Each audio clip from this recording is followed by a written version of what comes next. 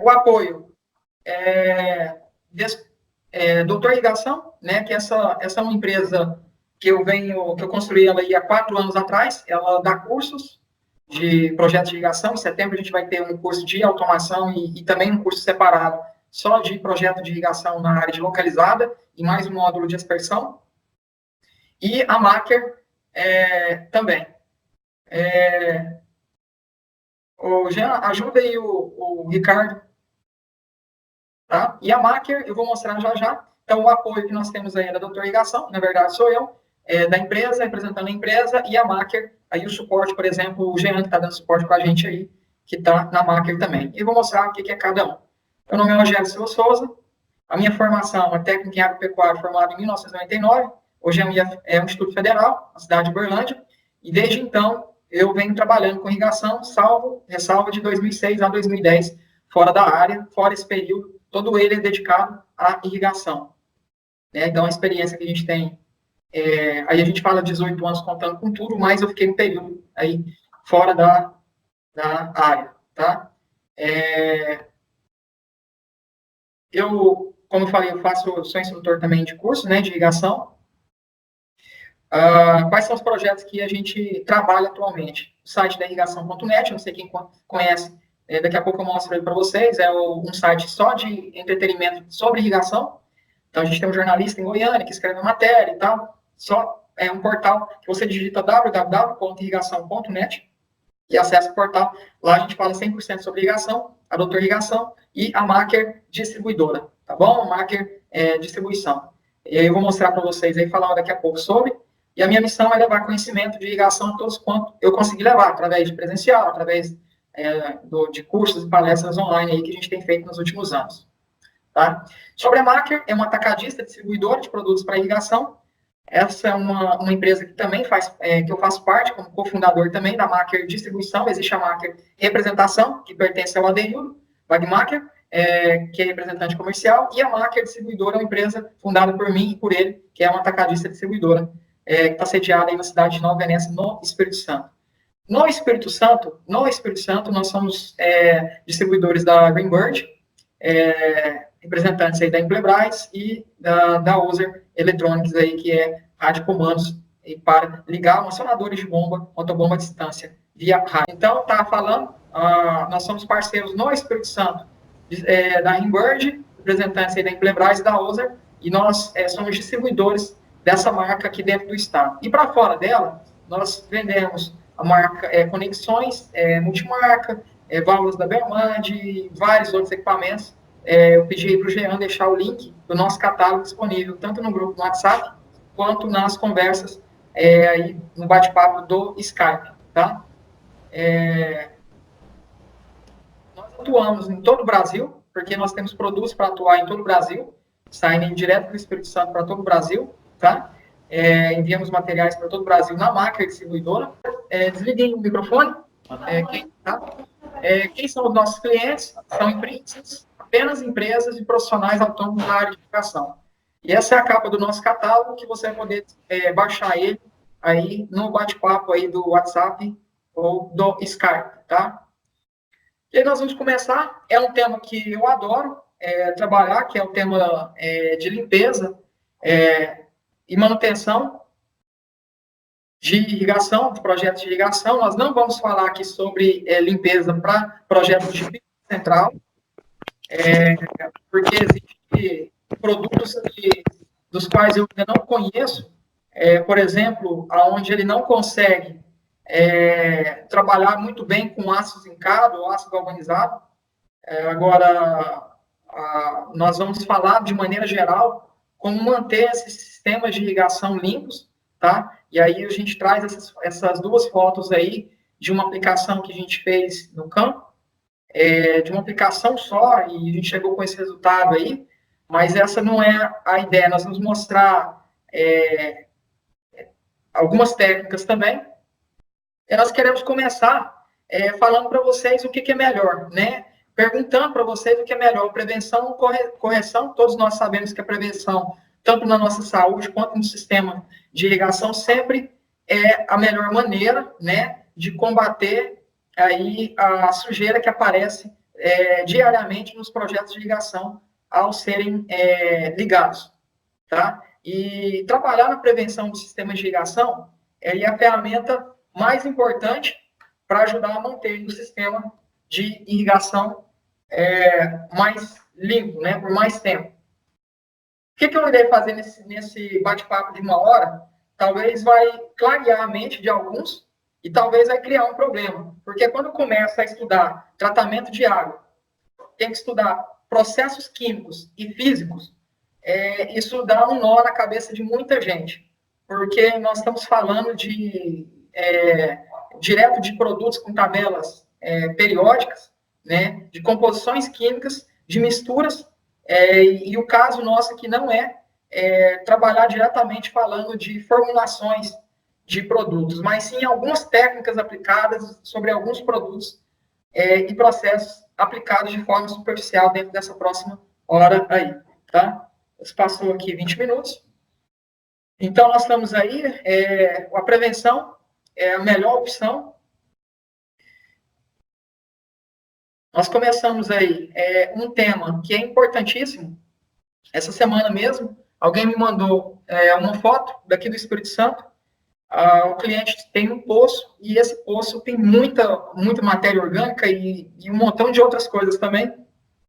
E essa água, ao chegar nesse reservatório, ele, ao cair lá, dias depois, a água vai similar, vai ficando escura, ela vai ficando com um cheiro de água podre, e é uma água de um poço, tá? E a única coisa que eu falei para ele, antes de soltar qualquer análise, é que nós devemos fazer aí, primeiramente, sempre análise de água. Por que analisar previamente por favor, por gentileza? Por que analisar previamente a água, fazer uma análise de água?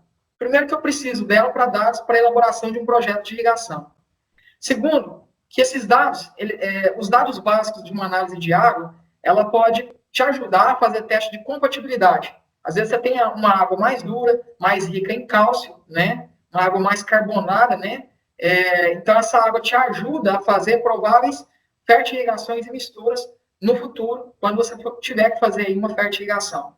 Ele te ajuda também a definir que tipo de filtro que você vai usar e os dados indicadores de problemas futuros. Tá? Então, se você já sabe se sua água pode ser uma água problemática, você já pode, além de fazer um pré-tratamento na implantação do seu projeto de irrigação, você já fica alerta com quais problemas que você pode lidar no futuro. Tá? E ele também pode indicar os níveis de manutenções que você pode fazer. Se vai ser mais pesados, se serão mais pesados ou não. E o tempo também, né? E o que é importante numa análise de água? O que nós devemos saber na análise de água? Nós devemos conhecer, nessa análise, o ferro total, o manganês, a condutividade elétrica, o pH, a dureza, tá? Esse MHOFI, ele está dizendo, ele representa sólidos que estão dentro da composição da água, tá? A matéria orgânica e a granulometria dessa matéria, ou desse material que está dentro dessa água, para definir aí o tipo da quantidade de furos por polegada quadrada que um filtro tem que ter para te atender aí, ou que a gente chama às vezes de mesh, né? Na hora de escolher aí o tipo de filtro. E para que nós precisamos desses elementos? Nós precisamos, por necessidade, para saber um pré-tratamento, a definição do tipo de filtragem principal, se tem necessidade de uma filtragem secundária, a implementação de elementos especiais no sistema de irrigação e indicações próprias do projeto. Esse para que precisamos, cada tema desse daí nós vamos discutir a partir de agora. Tá? Então, quando você tiver que fazer a análise da sua água, você peça todos esses itens que eu passei aqui para vocês. Nós não teremos tempo de aprofundar em cada um deles, mas eu posso depois disponibilizar materiais para vocês aí, e mandar materiais para vocês conhecer um pouco mais sobre equipamentos para poder medir isso daí em campo também, tá? Posso passar alguma coisa da que a Azul me passou também? É o seguinte, a gente precisa botar o delay no ar, porque nós temos gente para desligar o microfone, por favor. Eu só quero ter vista quando a gente tiver mesmo redondo, tira uma papelada aí do print. Deixa eu ver quem está com o microfone ligado. Peço para deixar o microfone desligado, por gentileza. Na necessidade, voltando aqui nos temas, para que precisamos disso? Nós vamos, conforme eu falei para vocês, nós vamos falar da necessidade de cada um, para que precisamos desses elementos, como necessidade de pré-tratamento, definição do tipo de filtragem, por aí vai. Nós vamos começar aqui com as necessidades de pré-tratamento. Então, eu quero falar um pouquinho para vocês de tudo que nós vamos falar aqui, são coisas que vai ajudá-los a manter o sistema mais limpo por mais tempo, tá? Então, eu vou trazer algumas imagens e nós vamos comentar dessas imagens. Então, aqui nós temos, nessa primeira foto aqui, balsas, né, com motobombas flutuantes. O que tem de legal nesse tipo de sistema? Primeiro que ele acompanha o sistema, tá? Ele acompanha o nível do reservatório. Segundo, que se a válvula de sucção for colocada próximo ao espelho da água, você provavelmente vai conseguir tirar uma água com uma maior qualidade. Porque normalmente a parte mais suja da água ela se encontra na parte de cima, por plantas flutuantes, vamos falar assim, ou próximo do barro ou da areia. Então, se eu tenho esse tipo de captação, logo eu já começo a melhorar a minha captação, logo, ou a minha qualidade da água logo na captação. Tem gente dando dica aí, pode deixar as dicas aí nos comentários, tá? Inclusive, pode trazer materiais alternativos na medida que eu estiver comentando aí para vocês, ok? E deixar aí nos comentários. Aqui nós temos uma caixa para fazer a oxidação dessa água, fazer uma aeração dessa água e depois a sedimentação desses sólidos, né, que se apresentarem aí nesse volume de água que vai estar entrando. E aqui, nós temos aqui uma fértil... Só um minutinho, pessoal.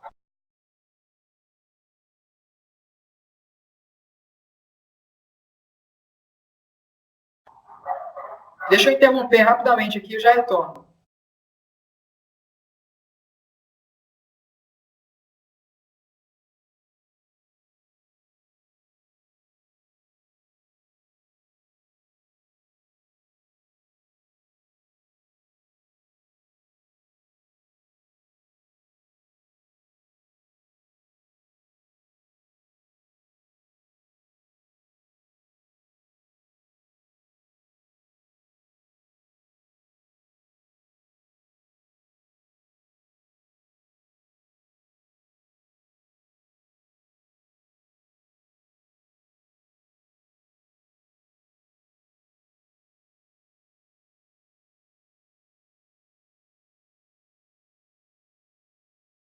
Pessoal, desculpa aí, tive que interromper aqui por causa do barulho externo meu aqui mesmo, tá?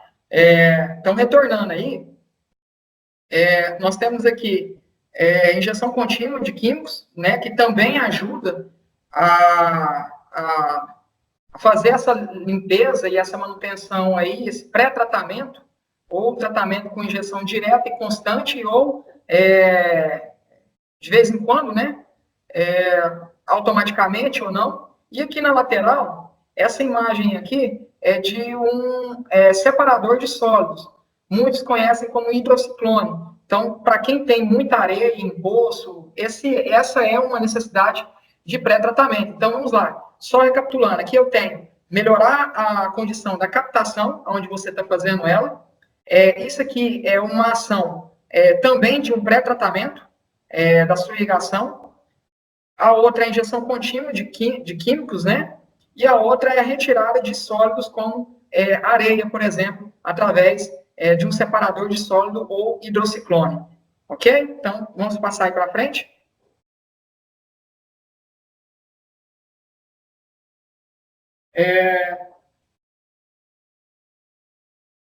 Definição do tipo de filtragem principal. Então, nós temos aí filtros de tela, filtros de disco, filtros de tela ou disco automático, né? E filtros de areia. Eu vou lançar um breve comentário sobre cada um deles, o que eu acredito. Ok? Quando você tiver uma coisa importante, cada tipo de filtro é para uma necessidade de água diferente, tá? Então, por isso que é importante, lá atrás, quando eu faço a análise da água, definir posteriormente a análise que tipo de filtro que eu vou utilizar. Importante que, ao utilizar filtros de tela, esses mesmos filtros de tela, por exemplo, nesse modelo aqui, que ele é um modelo de filtro de tela autolimpante, ele faz a própria limpeza da tela, ao contrário de quando você tem a própria tela fazendo a retrolavagem, mas você não consegue limpar tão bem a tela quando você tem esses sistemas automáticos, como da Iavante, do Filtomate, da Miade, os filtros da própria Azud, tá? Não sei se esqueci o nome aqui do filtro da Azud também.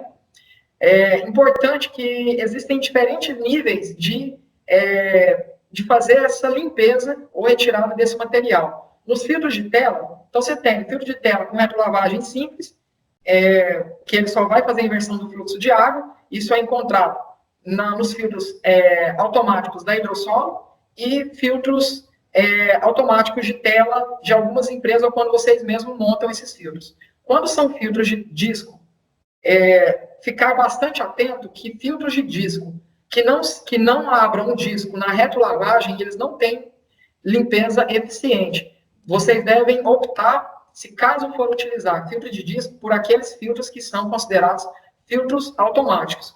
Quer dizer que o próprio elemento, ao entrar na retrolavagem, os discos se abrem automaticamente e se fecham automaticamente. Essa é uma limpeza correta. Então, só tomem cuidado para não automatizar filtro de disco comum, porque você provavelmente vai estar jogando dinheiro fora, porque você consegue retirar apenas a capa, a máscara, e você não consegue tirar a sujeira que fica na anilha ou no disco dos elementos filtrantes.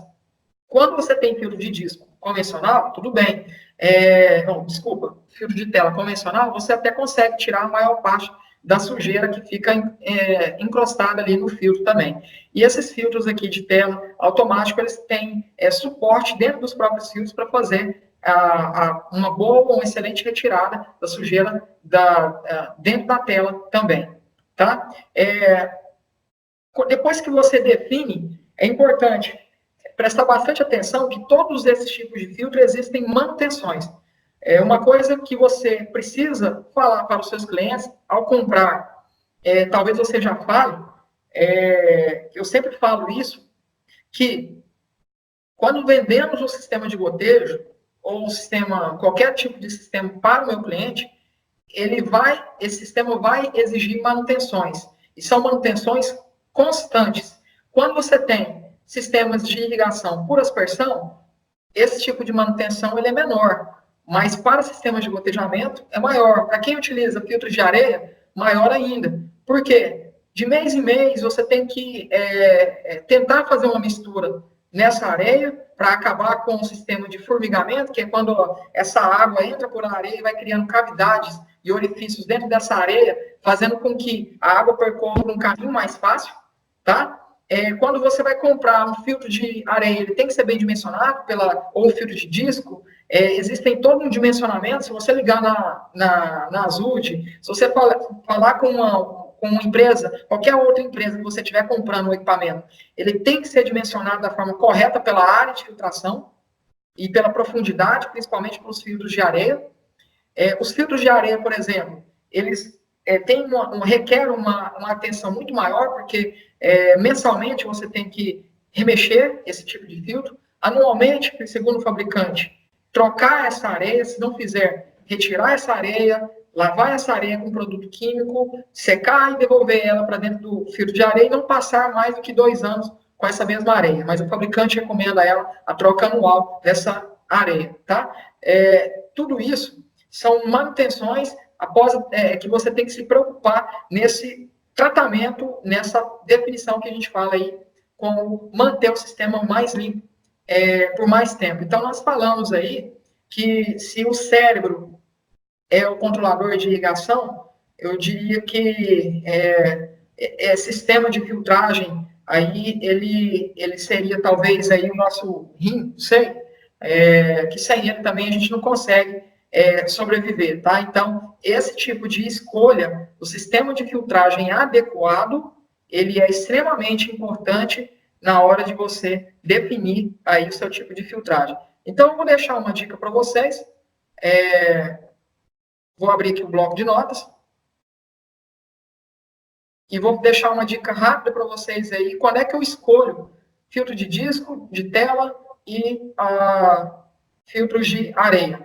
Bom, os filtros de tela, eles são mais indicados. Vou só escrever rapidinho aqui. Tela.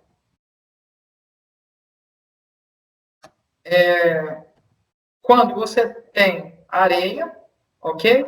Disco, você precisa, quando você tem, pode ser materiais. Oi?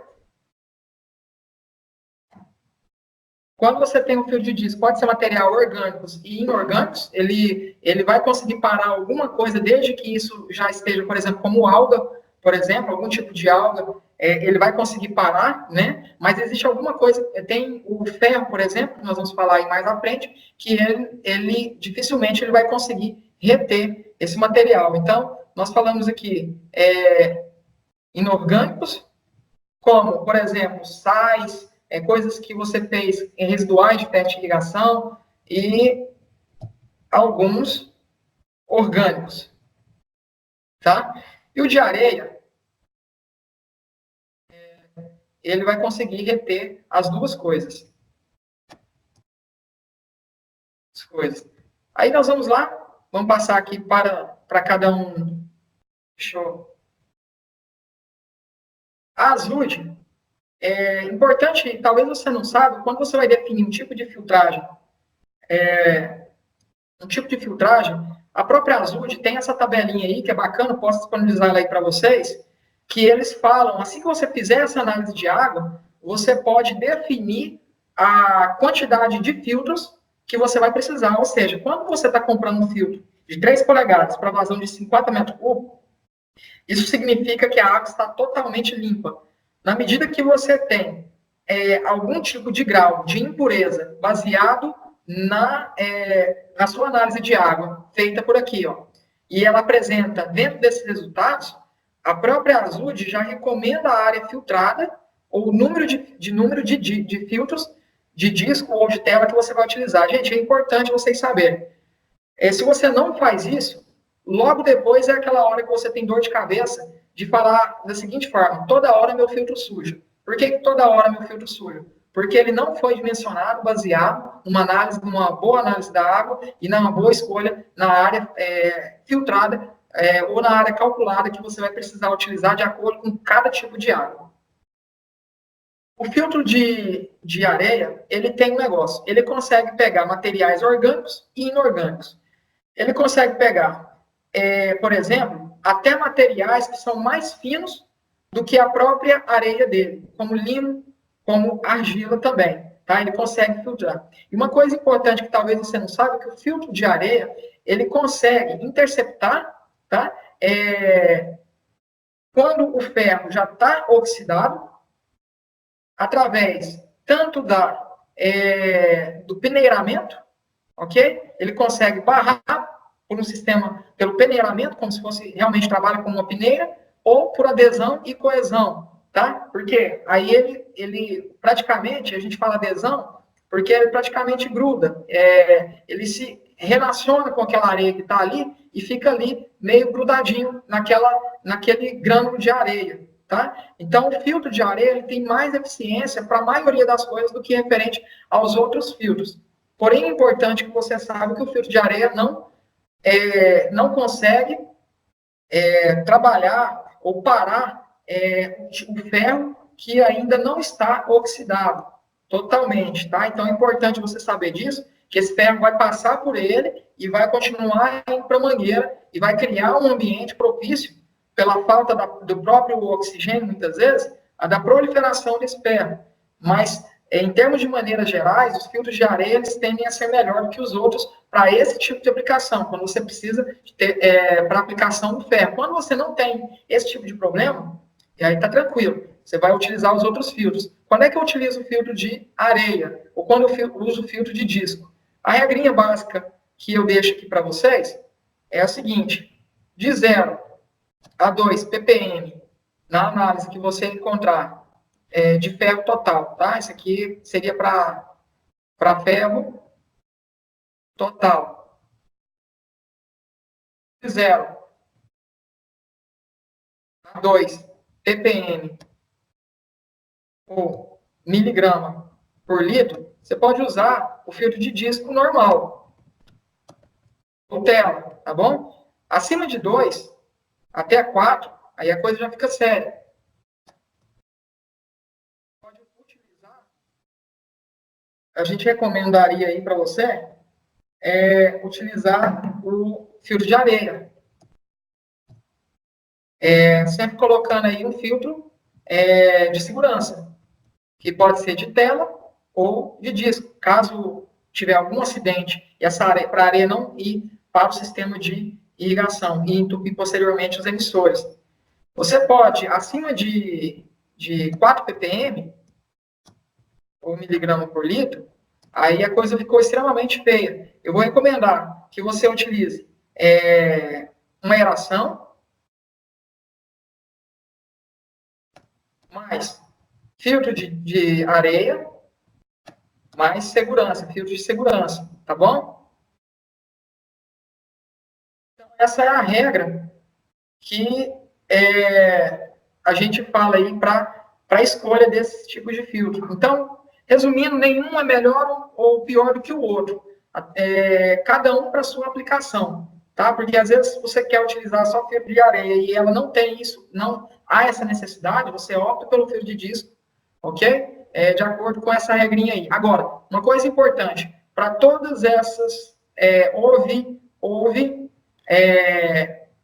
na análise acima de 0,5 ppm de ferro total, é mesmo dissolvido, você já vai desenvolver um biofilme, tá? Dentro desse tubo de polietileno ou do tubo PVC, e ela só vai demorar, mas ela vai aparecer, ela vai multiplicar ali dentro, tá? E a gente fala mais à frente aí, tá?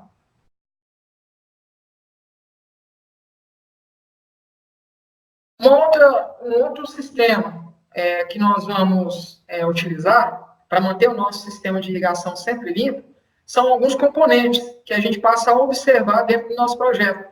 Por exemplo, limpar ou abrir esses sinais de mangueira com frequência. Nós conhecemos casos aí que o cliente passa meses e meses sem abrir o final de linha, tá?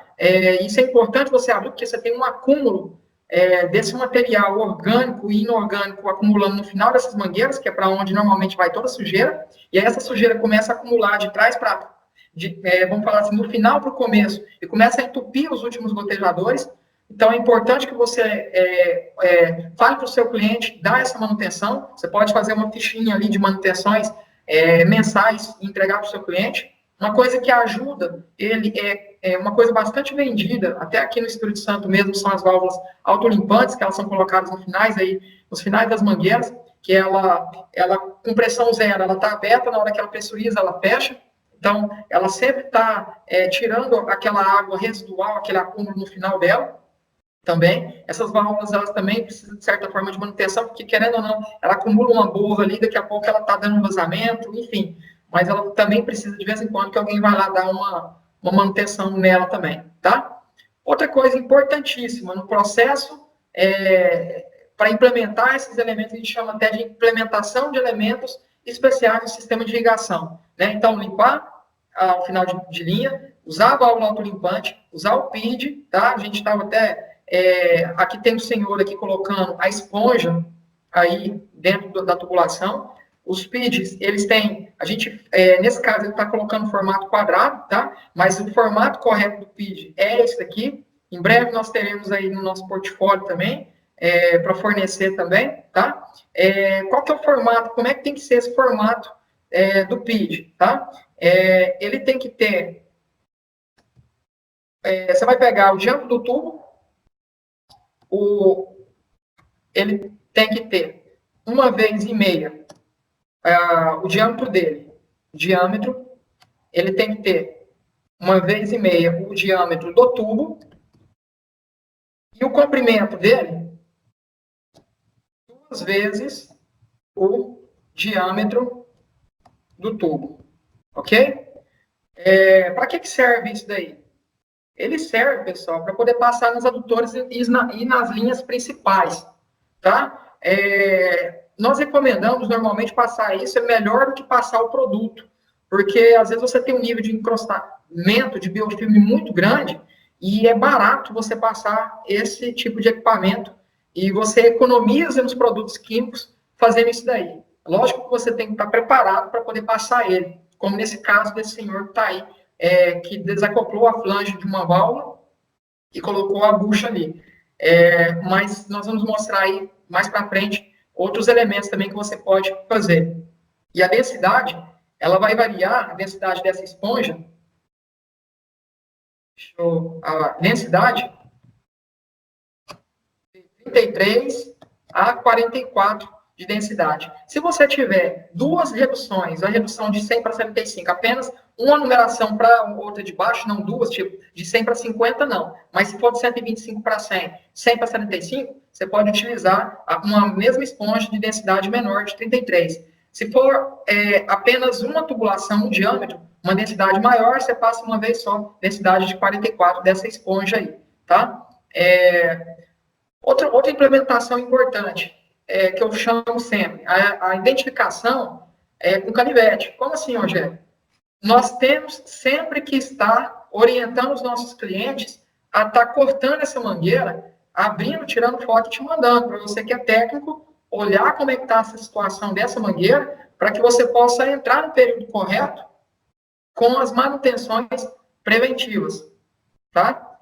Então, isso é importantíssimo. Toda vez que eu visito com o lojista, o meu cliente, com o lojista, o cliente final, eu levo o canivete, vou cortar essa mangueira e vou ver como é que está o grau de sujeira dessa mangueira. E aí, a partir dela, eu também identifico se há outros tipos de problema, que o sistema de filtragem não segurou, tá? Então, através da identificação visual, eu acho ela até mais importante, no final das contas, se não tiver feita a análise da água, do que qualquer outra coisa, porque você consegue, tá?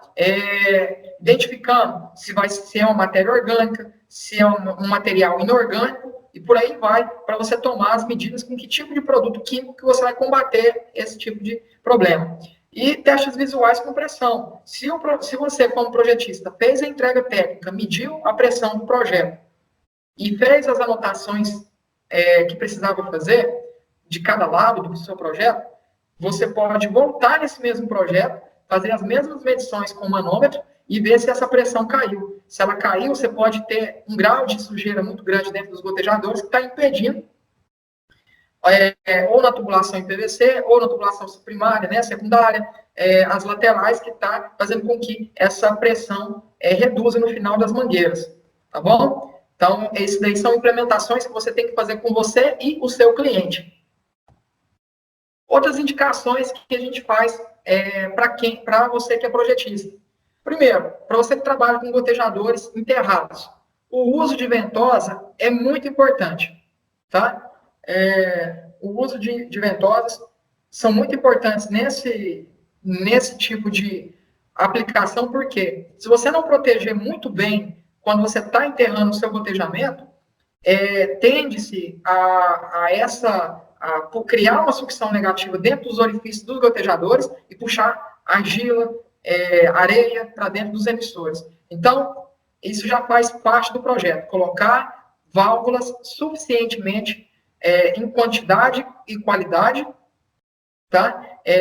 Para que haja uma admissão de ar dentro das linhas ramais e laterais do seu projeto, ok? Quantidade suficiente para que eles não puxem detritos ali externos do gotejador, ok? Seja eles até a linha de mangueira, o gotejador também, que às vezes fica virado para o lado de baixo, aí virado para baixo, e às vezes ele puxa ali porque não tem ventosa suficiente dentro do seu projeto. Então, você pode colocar uma ventosa no meio do caminho também de um ramal também, não tem problema. Se você achar que isso é devido. Outra coisa importante, desde quando nós começamos com um programa de manutenção, nós achamos necessário que você utilize nas derivações, olha só, eu coloquei esse desenho aqui, é uma derivação que está alimentando aqui setores, aqui para essa região que está alimentando setores, aqui é o símbolo de um cavalete, e aqui é uma derivação, essa linha cinza. Então, nós temos água indo para cá, alimentando setores, nós temos água indo para cá. Quando você vai passar um PID aqui, veja só, é muito complicado você querer que essa esponja vire à direita aqui de uma vez. Então, o que nós estamos recomendando para projetos modernos? Você quer modernizar os seus projetos? Comece a fazer caixas de alvenaria, aqui nessa entrada aqui, e aonde você tiver derivações, e comece a colocar T's com tampas que sejam, você escolhe com cap, com união, você escolhe com flange, igual eu fiz esse desenho aqui, com uma tampa metálica, você pode colocar um T aqui e uma flange, e colocar uma tampa metálica para parafusar ela, e um acesso, uma caixa de acesso para você colocar o PID e fazer a limpeza dessas linhas principais aí e as linhas adutoras, tá? Então, você pode utilizar essa ideia também. Outra ideia também que você precisa fazer, e tem gente que não faz, é colocar, aqui tem um cavalete, a alimentação desse cavalete está aqui por esse T, ele passa para cá e passa para cá. Aqui tem as ventosas de proteção, não tinha uma ventosa protegendo a adutora, talvez porque não precisasse nessa ocasião, nessa parte do projeto. Mas aqui não é importante. O importante desse desenho está aqui, ó. Nos finais de linha da linha adutora, a linha principal, você colocar registros que sejam equivalentes, que consigam passar buchas, para lavar essas redes também. Tá? Então, se você não usa nos seus projetos, comece a usar. Aqui eu coloquei 90 graus, mas eu até prefiro que você coloque curvas de 45 graus, para que essa bucha passe aqui e saia com maior facilidade. Não adianta vir com uma rede de 150 e estrangular aqui para 50 milímetros para lavar a rede, porque essa bucha pode pode entupir e você não conseguir tirar esse sistema. Então, coloque registros que sejam próximos ao tamanho da adutora, para que você possa lavar ela também, tá? Uma outra indicação de suma importância dentro desse projeto que você vai fazer aí também. Eu quis trazer uma tabelinha aqui de um produto, por exemplo, o Hidrogol da Rivers, que quando você vai fazer o projeto, os fabricantes normalmente, para gotejadores não compensantes, eles sempre trabalham com pressões, normalmente de 1 kg. É a pressão base de trabalho deles. Uma sacada para que você melhore o resultado e evite e ajude também nesse processo de limpeza, ou seja, o seu gotejador durar mais tempo, é que você projete o seu gotejador para trabalhar, pegue esse gotejador com uma vazão menor, ok? E aumente a pressão desse gotejador. Aqui está uma coluna de pressão, aqui se diz a respeito do diâmetro desse gotejador, do tubo de polietileno, a pressão que ele trabalha, e a vazão nominal desse gotejador, tá? Então, o que eu faço? Que é legal. Você trabalhar com linhas mais curtas, ok? Trabalhem com linhas mais curtas no seu projeto e trabalhem com pressões maiores dentro do seu projeto. O que vai acontecer aqui? Quando eu aumento essa vazão, eu praticamente aumento a velocidade. Vazão maior, velocidade maior. Silt, a argila, né? Quando ela percorre esse caminho, ela vai percorrer por uma velocidade maior. Então, o poder de limpeza desses emissores, ele vai acabar ajudando a prolongar a vida desse tipo de emissor. Quer um exemplo ao contrário? No passado, a Netafim fazia numa região que eu trabalhava, que era a região de Araguari, Minas Gerais. Trabalhei ali na região ali por 6 anos. A Netafim trabalhava com linhas muito longas. Quando você trabalha com linhas muito longas, de 16, 20 milímetros, o que acontece? Você reduz demais a velocidade dessa água passando pelo tubo e você faz com que aquele material que está ali, que conseguiu passar pelo filtro, ele sedimente dentro do próprio tubo gotejador.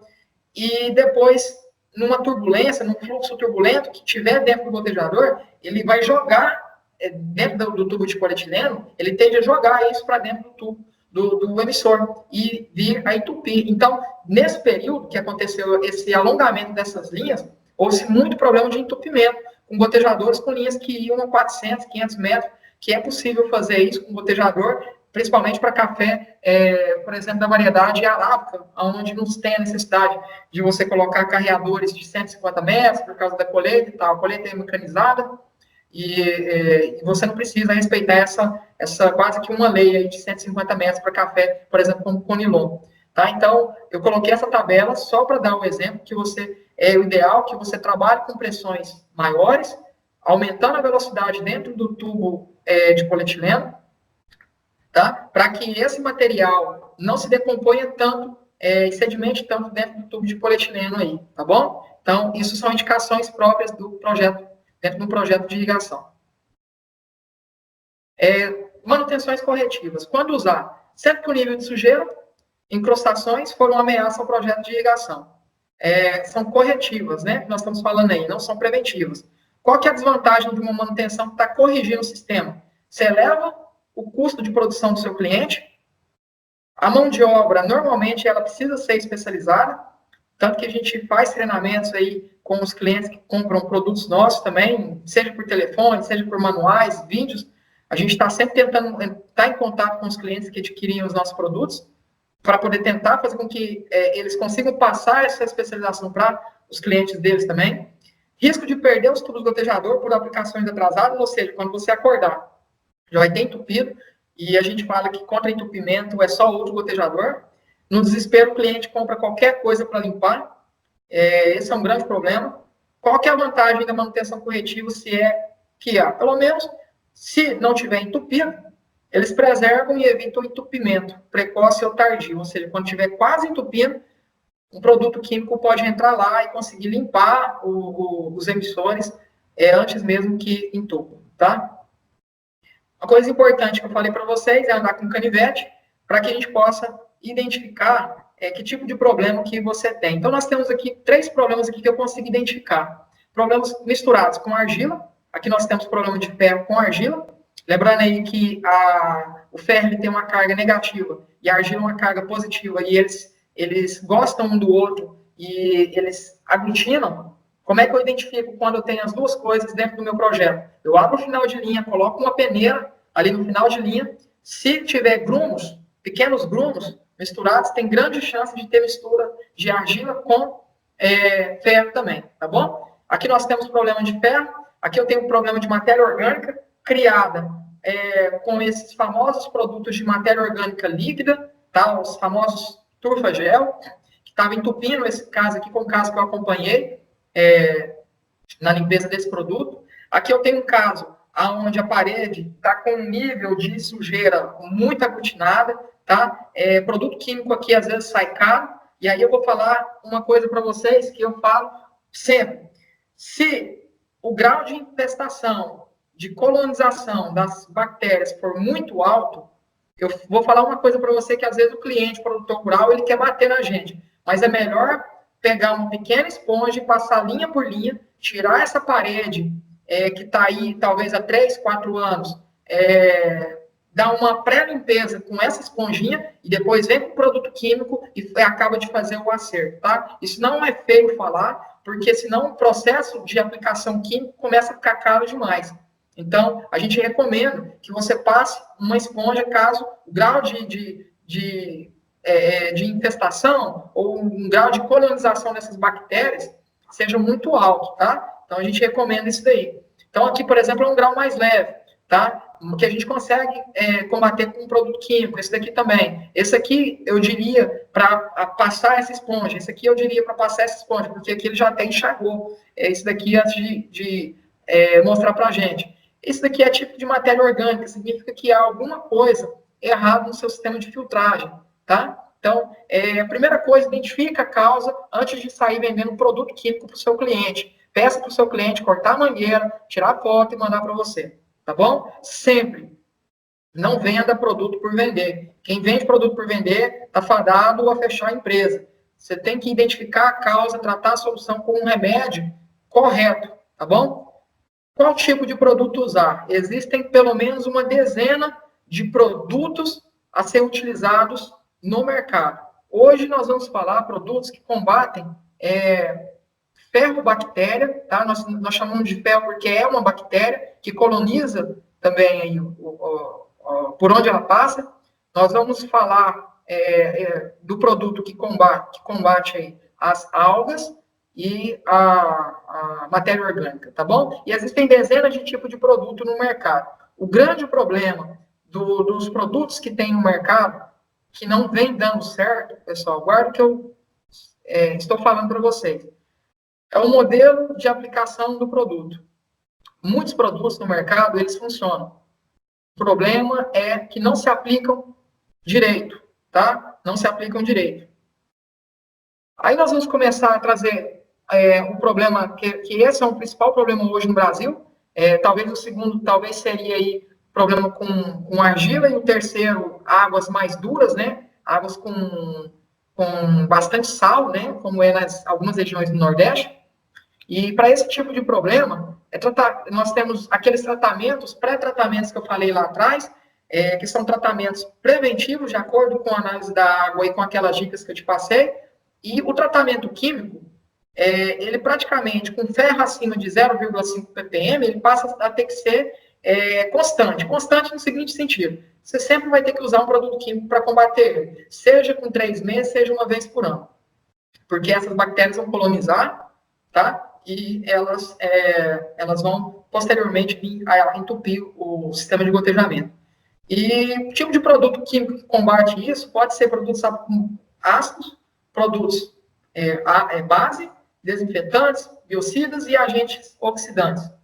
Então, na verdade, você encontra o ferro ali como óxido de ferro, que você vai ver na análise lá, ferro 3, você vai ver o hidróxido de ferro, ferro 2, e o que nós fazemos, eu coloquei aqui em vermelho, é que a gente combate hoje esse tipo de muito bem combatido com agentes oxidantes. Na verdade, a gente enche de uma vez só, com bastante oxigênio, essa água, e uma vez que ele transformar esse oxigênio, entrar nessa composição aqui, ele vai se transformar em óxido de ferro 3. Esse ferro que está aqui, ele é mais fácil de parar nos sistemas de filtragem, tá? E ele é mais fácil de desprender da mangueira e sair essa partícula para o final dessa mangueira e sair desobstruindo os labirintos de onde eles estão ali parados, tá bom?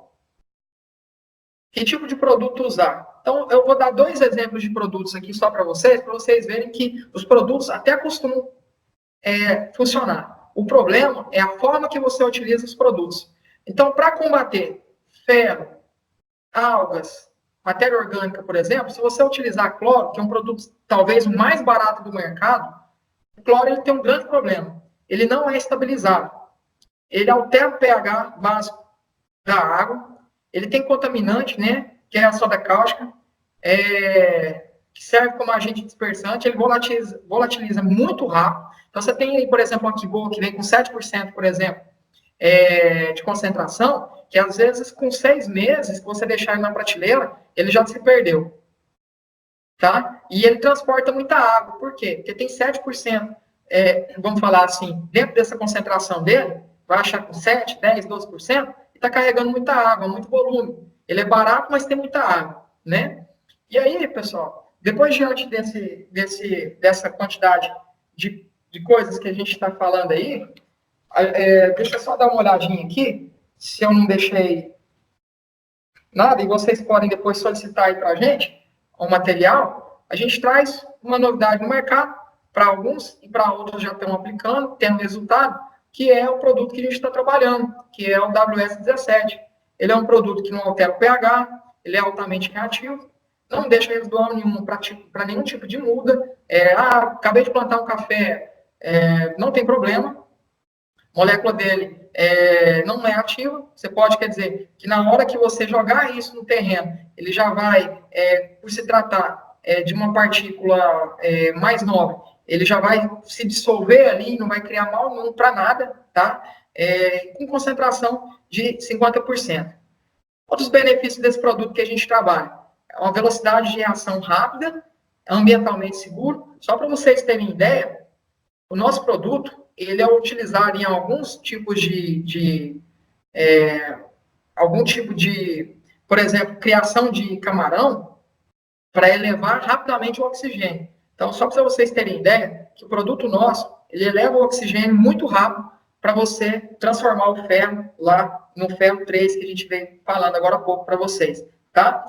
Com essa elevação na criação, na carnicultura, que é a criação de camarão, eles têm, se por exemplo, tiver faltando oxigênio ali, só rapidamente, eu não sou dessa área não, mas eu só estou falando que esse produto, por ser usado na criação de camarão, é um produto ambientalmente seguro, tá? Dentro das dosagens corretas.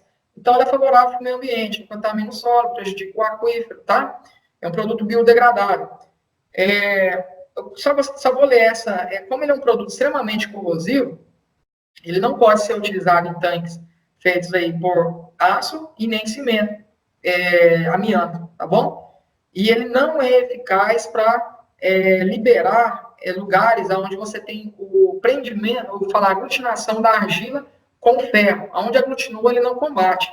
Ele só vai combater aquele tipo de produto, aquele tipo de problema que eu falei ali atrás, como ali o limo, né? O silt ali e o desprendimento ali, o arraste da areia, isso ele não vai combater esse tipo de produto. Só os outros que eu havia falado para vocês, tá? Nós iremos aí passar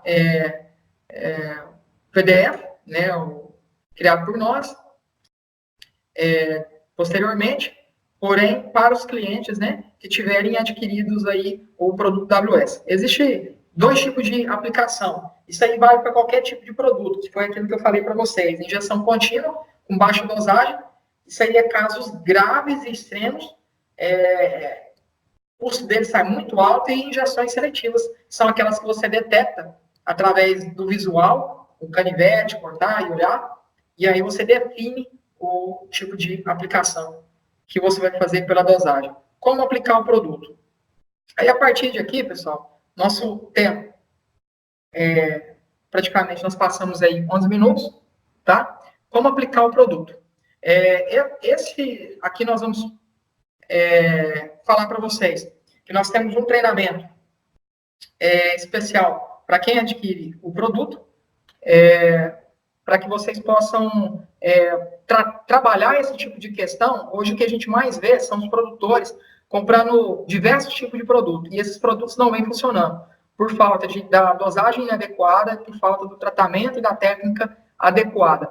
Então, ao adquirirem esse produto pela máquina, vocês vão receber um treinamento online, que nós vamos fazer em seguida. Nós já vamos marcar o treinamento para quem adquirir esse produto, tá? E aí nós temos aí no grupo os nossos, as pessoas que trabalham, os nossos consultores de venda, e eles vão poder atender vocês, e aí nós vamos agendar uma data que nós vamos trabalhar a aplicação desse produto aí, para você aplicar e ter sucesso aí com os seus clientes. Então, o que eu gostaria de falar era justamente isso daí. Uma coisa